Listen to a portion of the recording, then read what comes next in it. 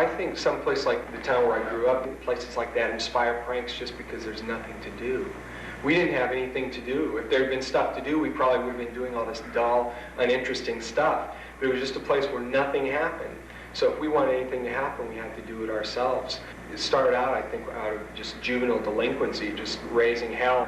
And then at a certain point, just the whole process became more gratifying than any actual aim we would have for it, to where it would be fun just to go out and play games with people, screw around with their thoughts. And it seemed like in school, like in high school, there was like opportunities for doing something like that each and every single day. They'd say, "I'm afraid you've made a big mistake this time, Boyd. You're in some deep trouble." The teacher would tell me that, and he'd send me up to the principal, and then the principal would tell me that I had made a very grave error and was in big, big trouble. You know, I'm going to have to tell your parents about this. And then my parents, I'd go home, my parents would say, "Well, the principal of your school called today, and he told us that you got in some real trouble." You know, it was like everybody, trouble, trouble, trouble. Everybody was always talking about trouble, but I never saw it. You know, it was just trouble to them because I was doing something that they didn't think was right. When I was 16 or something, I worked at Taco Bell for just a very short while, just long enough to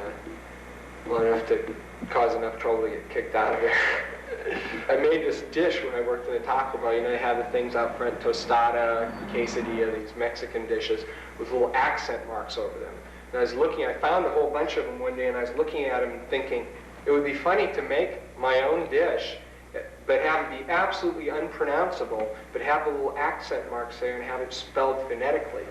And so I did this. I made something called a bean kerchacher, and made the sign. I made the whole dish, and I had it really irresistible, like 39 cents each, but if you bought one, there's an introductory thing where you get another one free.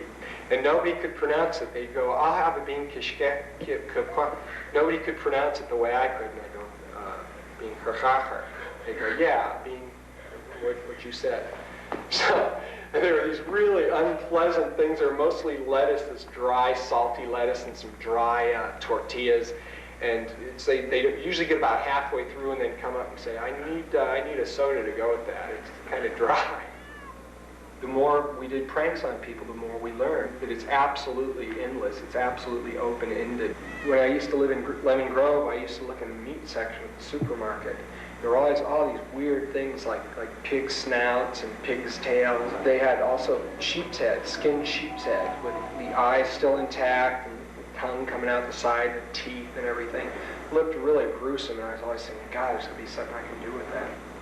One time, Betty Ford was going to be in town, and I thought, I ought to get one of those sheep's heads and make a big sandwich sign attached a sheep's head to it and go down and have some sort of weird protest and have these vague slogans that people couldn't quite get on where I was coming from. So I did it, and I went down there, and at a certain point I noticed this big section was cordoned off, and all these people were standing in line and all kind of looking back at this door way at the back of the building.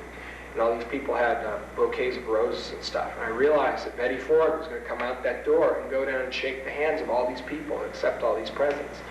So I thought, well, gee, it's too bad I didn't bring something really neat to give Betty Ford.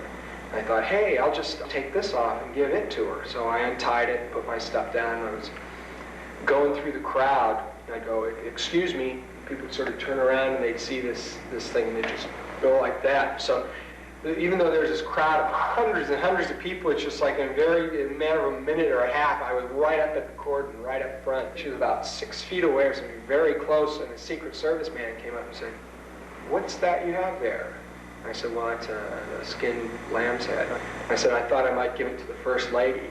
You know, well, would you mind coming with me? And he gripped my arm and led me away, got me to the car, and like put all my stuff in the trunk of the car and put handcuffs on me and searched me all over and was looking down my pants and stuff.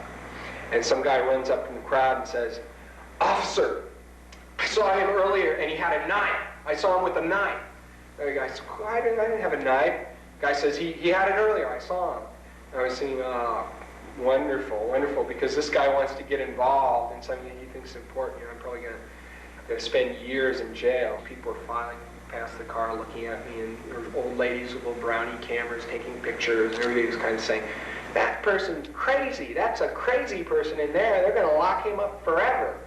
So they were asking me all these stupid questions, and they're all talking about it amongst themselves, and one guy says, well, we were kind of thinking of not even booking this guy. We ought to just take him out to the middle of the desert and leave him tied up to a chair for 3 or 4 days, just to think about the seriousness of what he's done. Saying, the seriousness of what I've done nothing, and these people are ready to kill me. For hours and hours, I was just sitting in this big empty room, and I realized that they were going to come in and they were going to want to know exactly why I'd done it. I was thinking, oh no, why have I done it? There's no reason. I just did it because it'd be fun, but they're not going to understand, police mind isn't going to understand fun. So I said, well, I'll tell them I did this, I had this ugly thing because I'm a vegetarian. I'm a vegetarian activist, and I'm concerned over equal rights for animals. And I told them that, and they completely understood.